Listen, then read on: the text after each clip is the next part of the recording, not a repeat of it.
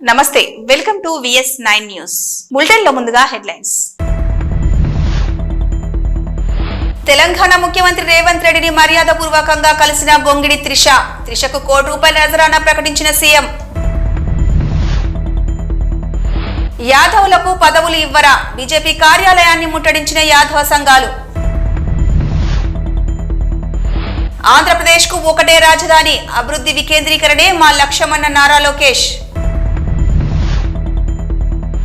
ఉమ్మడి అనంతపురం జిల్లాలో కల్తీ పాల కలకలం, పక్కా సమాచారంతో నిందితుడి ఇంటిపై దాడి చేసి పట్టుకున్న అధికారులు. గొంగిడి త్రిషకు రాష్ట్ర ప్రభుత్వం ₹1 కోటి నజరానా ప్రకటించింది. ఆమె ఇవాళ సచివాలయంలో సీఎం రేవంత్ రెడ్డి గారిని కలిశారు. T20 ప్రపంచ కప్ లో అద్భుత ప్రదర్శన చేసినందుకు త్రిషను సీఎం అభినందించి శాలువాతో సత్కరించారు.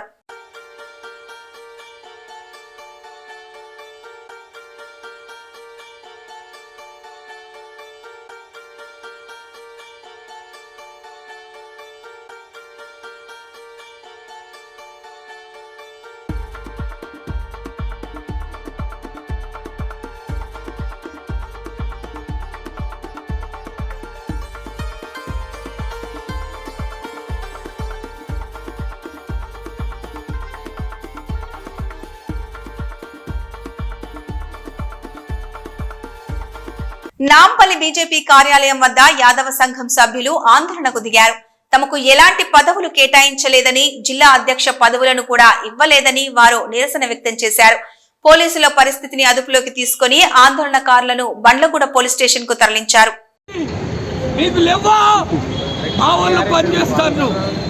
కిషన్ రెడ్డి గారు, మేము కాలుకు బల్బాగ్ కట్టుకొని తిరుగుతాం. రాబోయే కార్పొరేషన్ ఎన్నికల్లో కూడా బీజేపీ అభ్యర్థులను చిత్తగా ఓడగొట్టాం. జాగ్రత్త అని హెచ్చరిస్తున్నాం.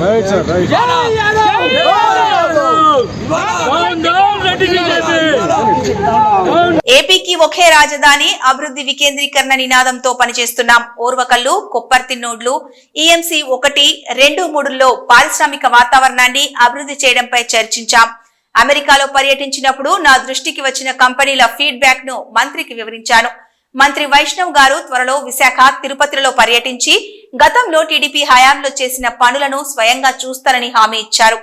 ఓర్వకల్లో జపాన్ సెమీకండక్టర్ యూనిట్ పెడతారు అని ఒక వార్తలు వచ్చేసారి నాకన్నా ఫాస్ట్గా మీకే వస్తున్నాయి.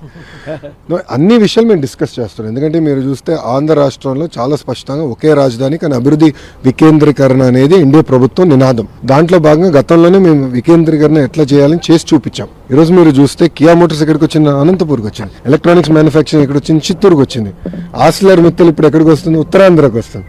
IT కంపెనీలు ఎక్కడ వస్తున్నాయి? విశాఖపట్నానికి వస్తుంది. సో అభివృద్ధి వికేంద్రీకరణ అనేది మేము చేసి చూపించాం. ఆ దిశగా ముందరికెళ్తాం. మీరు ఉర్వకల్ నోడ్ కానివ్వండి, కొప్పర్తి నోడ్ కానివ్వండి, మిగతా ఆల్రెడీ ఉన్న EMC 2, 3లో కూడా ఎకో సిస్టమ్ క్రియేట్ చేయాలి. 100 కిలోమీటర్లలోనే ఒక ఎలక్ట్రానిక్స్ తయారు చేయాలంటే కావాల్సిన ఎకో సిస్టమ్ క్రియేట్ చేయాలని మేము డిస్కస్ చేసాం. నేను కూడా గతంలో అమెరికాలో పర్యటించినప్పుడు అనేక కంపెనీలు కలిసాను. వాళ్ళ ఫీడ్బ్యాక్ ఏంటో కూడా గౌరవ మంత్రి గారికి నేను చెప్తాం జరిగింది. మేము అవన్నీ డిస్కస్ చేసుకున్నాం. గౌరవ మంత్రి గారు కూడా త్వరలో విశాఖపట్నానికి, అదేవిధంగా మన తిరుపతికి వచ్చి మన గతంలో తెలుగుదేశం పార్టీ అధికారులు ఉన్నప్పుడు ఎలా చేసాం, ఏం చేసాం అని ఆయన స్వయంగా చూడాలని కూడా కోరటం జరిగింది. త్వరలో ఆంధ్ర రాష్ట్రానికి మంత్రి గారు కూడా వస్తారు. ఉమ్మడి అనంతపురం జిల్లాలో కొన్నేళ్లుగా కల్తీ పాల వ్యాపారం జరుగుతోందని vigilance and enforcement DSP Nagabhushanam తెలిపారు. అనంతపురం నగరంలోని విజిలెన్స్ అండ్ ఎన్ఫోర్స్మెంట్ కార్యాలయంలో మీడియాతో మాట్లాడారు. అనంతరం నగర శివార్లోని బండమీదపల్లిలో రామిరెడ్డి అనే నిందితుడు కల్తీ పాలు తయారు చేస్తూ దొరికినట్లు చెప్పారు. పక్కా సమాచారంతో నిందితుడు ఇంటిపై దాడి చేసి కల్తీ పాలకు ఉపయోగించే పామాయిల్, ఉప్పు, మాల్టోడెక్సిన్ పౌడర్ ను స్వాధీనం చేసుకున్నట్లు చెప్పారు. కల్తీ పాలను నగరంలోని ప్రముఖ డైరీలకు సరఫరా చేస్తున్నట్లు విచారణలో వెల్లడైంది. నగరంలోని ప్రముఖ డైరీలలో పాల శాంపిల్స్ ను సేకరించి హైదరాబాద్ కు పరీక్షల నిమిత్తం పంపించామని చెప్పారు. జిల్లా వ్యాప్తంగా దాదాపు 100 మంది కల్తీ పాలను తయారు చేస్తున్నట్లు అనుమానం వ్యక్తం చేశారు. అయితే కల్తీ పాలలో ఉపయోగించే మాల్టోడెక్సిన్ పౌడర్ వల్ల క్యాన్సర్, మధుమేహం, ప్రాణాంతక జబ్బులు వస్తాయని DSP ఆవేదన వ్యక్తం చేశారు. అయితే ఈ కల్తీ పాలను నగరంలోని గాయత్రి, విజయ, ముత్యాలరెడ్డి పాల డైరీలకు సరఫరా చేస్తున్నట్లు సమాచారం.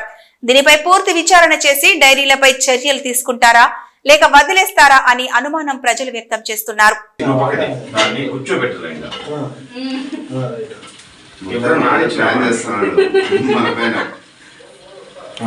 సార్ బస్ సార్ మేడం కొన్ని సైడ్ అండి మేడం మిక్స్ అయిపోయినా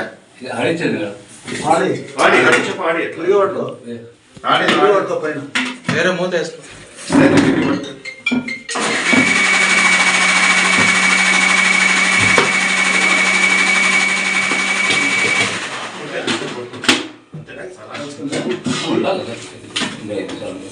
ఐదు నిమిషాలు ఉంటే అంతే సార్, అది మిక్సింగ్ అవుతుంది కలర్ తీసుకొని మేడం ఒకసారి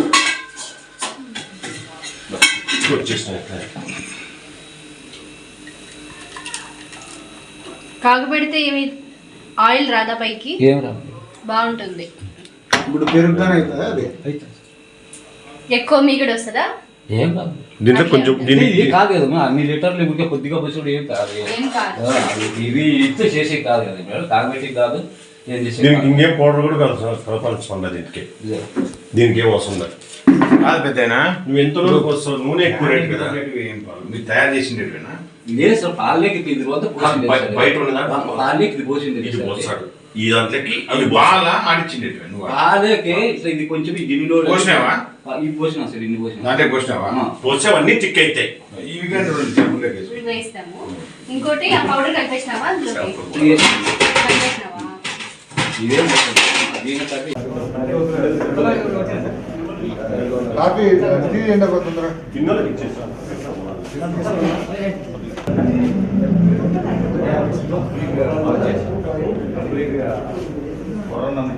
ఇంట్లో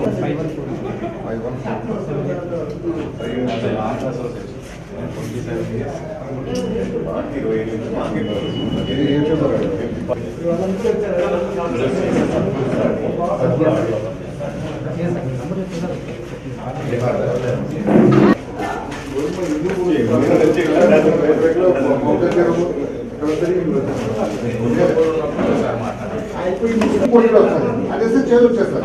యూనియన్ స్కోప్ లేదు. మళ్ళీ 6 మళ్ళీ కలిపి 3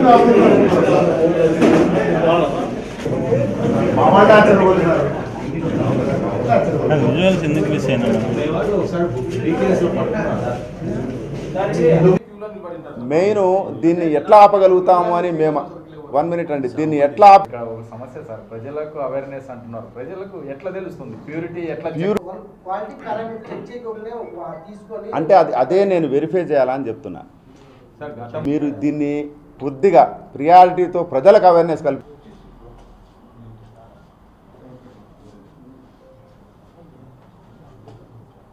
ఈ ప్రెస్ మీట్ కండక్ట్ చేయడానికి ముఖ్య కారణము కల్తీ పాలు అనంతపురం జిల్లాలో గత కొన్ని సంవత్సరాలుగా యథేచ్ఛగా జరిగిపోతూ ఉంది. రీసెంట్గా మాకు 20 days బ్యాక్ ఇన్ఫర్మేషన్ వస్తే దీన్ని వర్కౌట్ చేసాం, ఎక్కడ జరుగుతుంది ఎట్లా జరుగుతూ ఉంది అని. ఫైనలీ మాకు లీడ్ వచ్చింది నిన్న సడన్గా ఇదే టైంలోనే 5:30కి లీడ్ వస్తే ఆల్ ఆఫ్ మేము షూటప్ అయ్యాము. బండమీదపల్లి అనే విలేజ్కి వెళ్ళాం.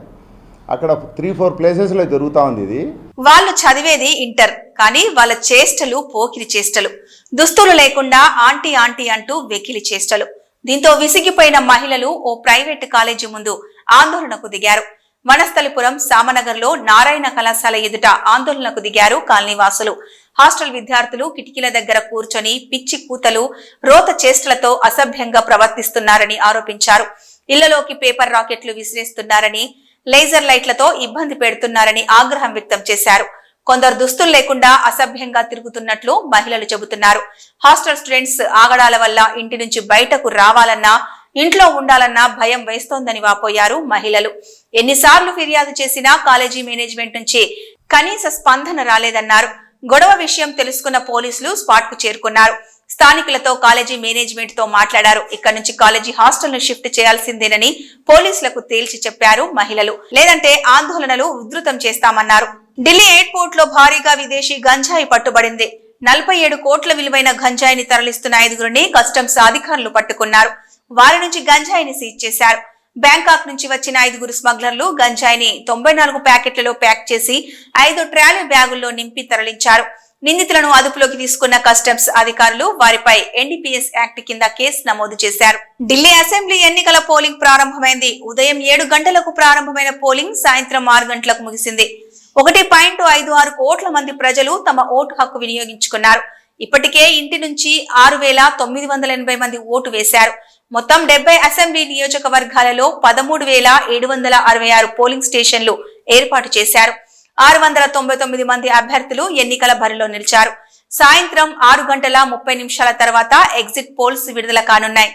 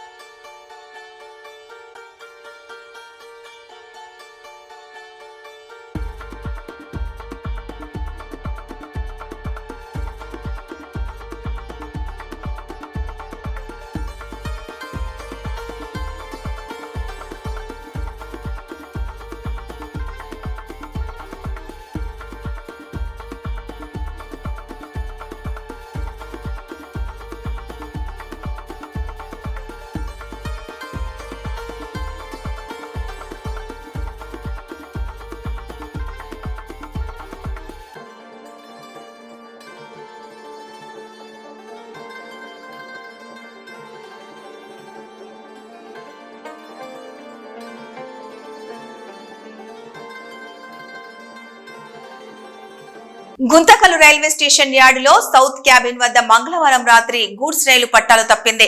జిందాల్ నుండి గూటి వైపు వెళ్తున్న బొగ్గు రవాణా చేసే గూడ్స్ రైలు 13, 14 వ్యాగన్లు పట్టాలు తప్పడంతో ప్రమాదం చోటు చేసుకుంది. 2 వ్యాగన్లు పట్టాలు తప్పిందని రైల్వే అధికారులు తెలిపారు. సమాచారం తెలుసుకున్న రైల్వే అధికారులు పట్టాలు తప్పిన గూడ్స్ వ్యాగన్ రైల్వే ట్రాక్ మరమ్మతు పనులు చేపట్టారు. ఈ గూడ్స్ వ్యాగన్ పట్టాలు తప్పడంతో ప్రశాంతి ఎక్స్ప్రెస్ రైలును తిమ్మనచెర్లలో నిలిపివేశారు. అదేవిధంగా హుబ్లీ, విజయవాడ, అమరావతి ఎక్స్ప్రెస్ రైలును బైపాస్ మీదుగా మళ్లించారు. మంగళవారం రాత్రి రావాల్సిన వారణాసి రైళ్లు, గుత్తి, విజయవాడలకు వెళ్లాల్సిన రైళ్ల రాకపోకలకు అంతరాయం ఏర్పడింది.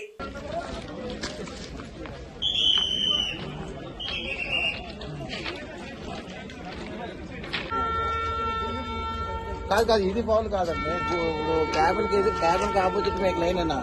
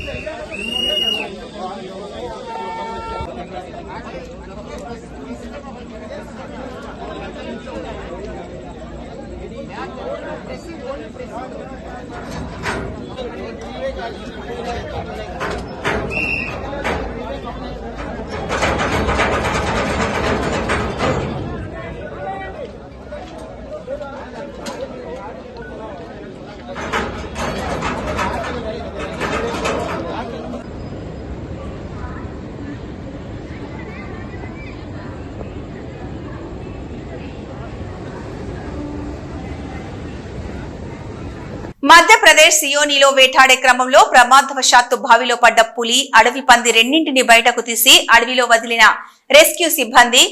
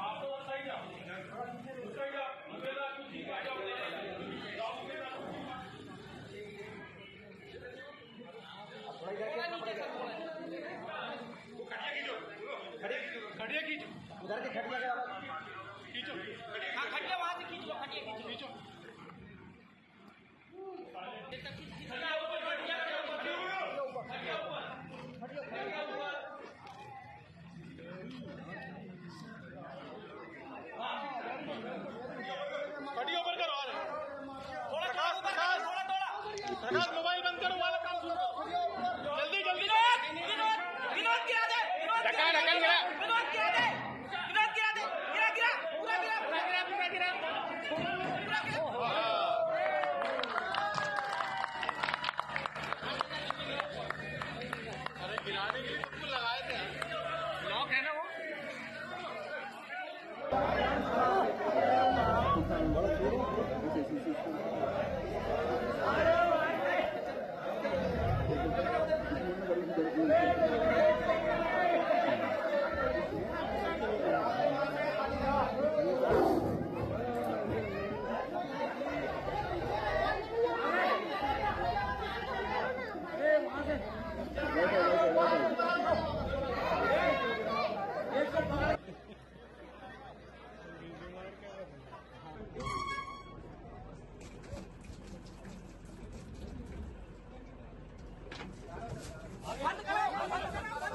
అమెరికా అధ్యక్షుడు డొనాల్డ్ ట్రంప్ మరో సంచలన ప్రకటన. యుద్ధంతో తీవ్రంగా ప్రభావితమైన పాలస్తీనా ప్రాంతం గాజా స్ట్రిప్ ను స్వాధీనం చేసుకోవాలనే ఆలోచనలో ఉన్నామని తెలిపారు. గాజా స్ట్రిప్ ను తమ ఆధీనంలోకి తీసుకొని అభివృద్ధి చేస్తామని ట్రంప్ ప్రకటించారు. The US will take over the Gaza Strip and we will do a job with it too. We'll own it and be responsible for dismantling all of the dangerous unexploded bombs and other weapons on the site. Level the site and get rid of the destroyed buildings, level it out, create an economic development that will supply unlimited numbers of jobs and housing for the people of the area. Do a real job, do something different. Just can't go back. If you go back, it's going to end up the same way it has for 100 years. I'm hopeful that this ceasefire could be the beginning of a larger and more enduring peace that will end the bloodshed and killing once and for all. With the same goal in mind, my administration has been moving quickly to restore trust in the alliance and rebuild American strength throughout the region.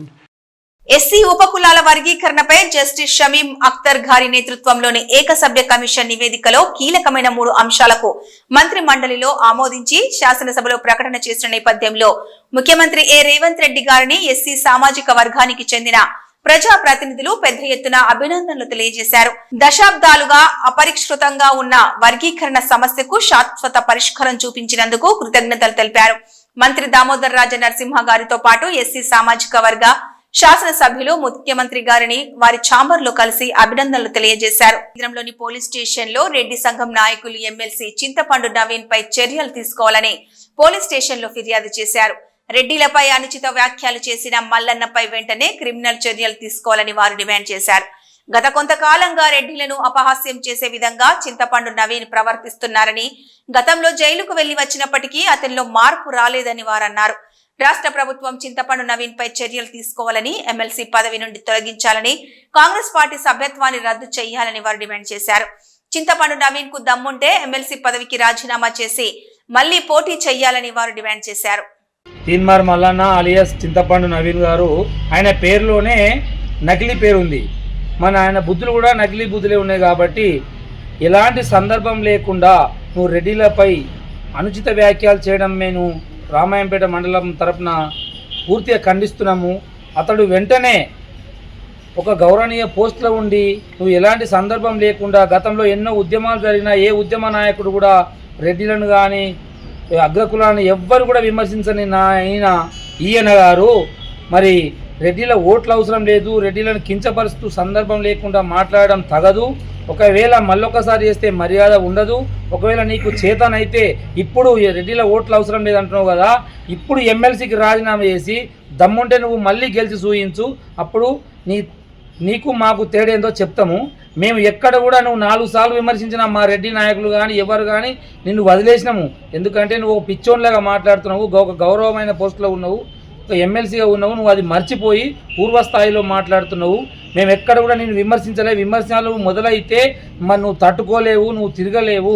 మరి నువ్వు ఒక అధికార పార్టీలో ఉన్నావు. ఇవాళ మరి మా కాంగ్రెస్ పార్టీలో మరి ప్రభుత్వంలో ఉన్నటువంటి మా రెడ్డి మంత్రులు, మా రెడ్డి ఎమ్మెల్యేలు, మరి మా ముఖ్యమంత్రి గారు రెడ్డి ఉండి మరి ఏం చేస్తున్నట్టు వారు తక్షణమే వారి పార్టీ నుంచి సస్పెండ్ చేసి మరి రెడ్డి బంధువులందరికీ రాష్ట్ర లెవెల్లో వారందరికీ క్షమాపణ చెప్పాలని మరి ఒక వేదిక పైన తీన్మార్ మల్లన్న అలియాస్ చింతపండు నవీన్ రెడ్డిలపైన వెలమాలపైన అనుచిత వ్యాఖ్యలకు నిరసనంగా ఈరోజు రామాయణపేట మండల రెడ్డి బంధువులమందరం కలిసి స్థానిక పోలీస్ స్టేషన్లో ఎస్ఐ గారికి మెమోరాండం ఇవ్వడం జరిగింది.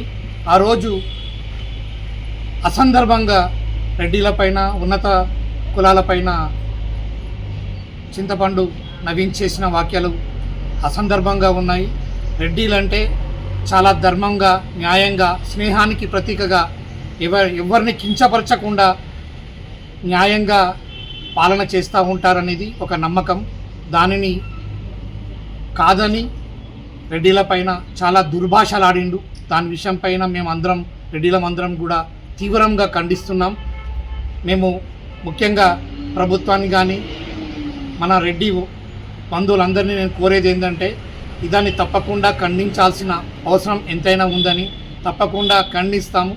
రానున్న కాలంలో ఇలాంటివి ఎవరు చేసినా దాన్ని తీవ్రంగా మేము పరిగణిస్తూ మేము ఎదుర్కొంటామని చెప్పేసి ఈ సందర్భంగా తెలుపుకుంటున్నాం. జనగామ జిల్లా స్టేషన్ ఘనాపూర్ డివిజన్ కేంద్రంలోని స్థానిక బస్టాండ్ వద్ద అంబేద్కర్ విగ్రహానికి ఎమ్మెల్యే కడియం శ్రీహరి, ఎంపీ కడియం కావ్య పాలాభిషేకం చేశారు. ఈ సందర్భంగా ఎమ్మెల్యే మాట్లాడుతూ 30 సంవత్సరాల సుదీర్ఘ పోరాటంలో చివరకు విజయం సాధించి ఎస్సీల వర్గీకరణకు కృషి చేసిన మందకృష్ణ మాదిగకు కృతజ్ఞతలు తెలిపారు. ఎస్సీ సామాజిక వర్గంలో కొన్ని కులాలకే రాజ్యాంగ ఫలాలు అందుతున్నాయని అన్నారు. తెలంగాణ రాష్ట్ర ప్రభుత్వం గౌరవ ముఖ్యమంత్రి ప్రియతమ నాయకులు శ్రీ రేవంత్ రెడ్డి గారి నాయకత్వంలో షెడ్యూల్ కులాల వర్గీకరణకు కాంగ్రెస్ పార్టీ కట్టుబడి ఉన్నది. కాంగ్రెస్ పార్టీ అధికారంలోకి వస్తే వర్గీకరణను అమలు చేస్తామని చెప్పి ఇచ్చిన హామీకి కట్టుబడి సుప్రీంకోర్టు తీర్పు నేపథ్యంలో నిన్నటి రోజున రాష్ట్ర అసెంబ్లీలో కమిషన్ ఇచ్చిన నివేదిక పైన చర్చ జరిపి వర్గీకరణ షెడ్యూల్ కులాల వర్గీకరణకు చట్టబద్ధత కల్పించడమే కాకుండా త్వరలో అవసరం మేరకు చట్టాన్ని తీసుకొచ్చి జీవోలు ఇష్యూ చేసి తెలంగాణ రాష్ట్రంలో షెడ్యూల్ కులాలను ఏబిసి అనే కేటగిరీలుగా రిజర్వేషన్లు అమలు చేస్తామని ప్రకటించినందుకు ముందుగా ముఖ్యమంత్రి గారికి తెలంగాణ మాదిగ ఉపకులాల తరపున హృదయపూర్వకమైన కృతజ్ఞతలు, ధన్యవాదాలు తెలుపుకుంటున్నాను. షెడ్యూల్ కులాల వర్గీకరణ కావాలని డాక్టర్ బిఆర్ అంబేద్కర్ గారు అందించిన రాజ్యాంగ ఫలాలు, రిజర్వేషన్లు అన్నీ కూడా జనాభా ప్రాతిపదిక పైన దామాషా పద్ధతిలో అవి అమలు కావాలని, అన్ని వర్గాలకు కూడా రాజ్యాంగ ఫలాలు అందాలనే ఒక ప్రధానమైన డిమాండ్తో గత 30 సంవత్సరాలుగా ఎంఆర్పిఎస్ నాయకత్వంలో బ్రహ్మాండమైన దండోరా ఉద్యమం జరిగింది. ఈ దండోరా ఉద్యమానికి రాష్ట్రంలో ఉన్న అన్ని రాజకీయ పార్టీలు, అన్ని ప్రజా సంఘాలు, ఆర్ఎస్ఎస్ నుంచి మొదలుకుంటే ఆర్ఎస్యు వరకు సమాజమంతా కూడా సంఘీభావం తెలపడం జరిగింది. ఎంఆర్పిఎస్ డిమాండ్లో న్యాయం ఉన్నది, హేతుబద్ధత ఉన్నది. అనేక దశాబ్దాలుగా రాజ్యాంగ ఫలాలను వీళ్ళు అందుకోలేకపోతున్నారు, కాబట్టి వర్గీకరణ చేయవలసిన అవసరం ఉంది అని చెప్పి సమాజం అంతా కూడా ఎంఆర్పిఎస్ కండగా నిలబడ్డారు. రాష్ట్రంలో ఉన్న గడిచిన 30 సంవత్సరాలుగా అధికారంలో ఉన్న ప్రభుత్వాలన్నీ కూడా వర్గీకరణకు అనుకూలంగా ఇవి ఈ బులెటిన్ అప్డేట్స్.